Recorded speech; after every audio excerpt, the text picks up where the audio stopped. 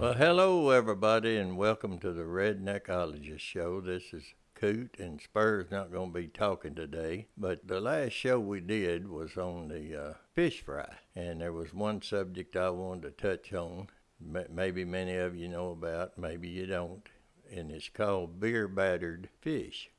Now, it works good with catfish. I found it more tasty and better with your panfish, such as crappie, brim, bass, and so forth. We had a fish fry several years ago in my backyard, and we had a bunch of people invited. One of the guys told me, he said, well, one of the men's wives has Crohn's, and she's not allowed to eat meal. And I said, well, I'll tell you what, I'll just fix up some of that beer battered fish. And like I said, this time we were cooking catfish. It's good on catfish, but it's not as good as it is on the panfish. And what you do, you take 1 cup of flour and 1 12-ounce can or a bottle of beer, and you mix them together, and you stir them, and you stir them until you get all your flour worked into your beer, and you let it sit there, and once it kind of settles down, you just dip your fish in it, roll them in there real good, get some of that good beer batter on the outside of them, and ease them down into your hot grease. And man, you got something that's worth eating. And especially if you, like this lady, she couldn't have any of the product with a meal on it because of her condition, and she really thanked me for that. Now, another thing I wanted to talk to you a little bit about, we got the opportunity to go on a rabbit hunt. Now, I've got some good friends, and anymore you just about have to have good friends to have a rabbit hunt.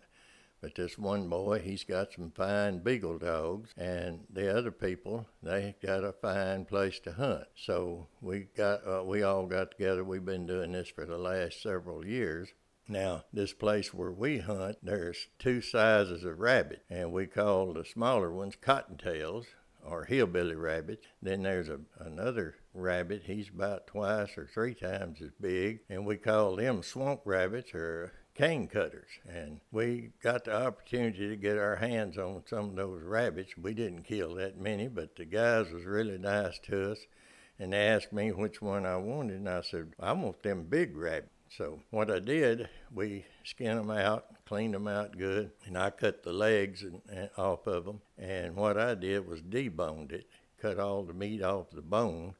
Now, I used a pocket knife because it wasn't at home, but now if you've got some meat scissors, man, I can work a rabbit leg over in a little bit with those scissors. But anyway, we had a great big pan full of fine meat. And when I did get it home, I've got a cuber. I say you chew it now or chew it later. And we run that rabbit through that cuber and fried that stuff in a skillet.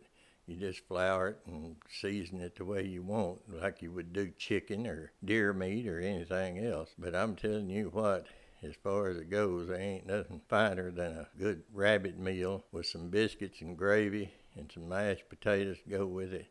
Oh, it is wonderful.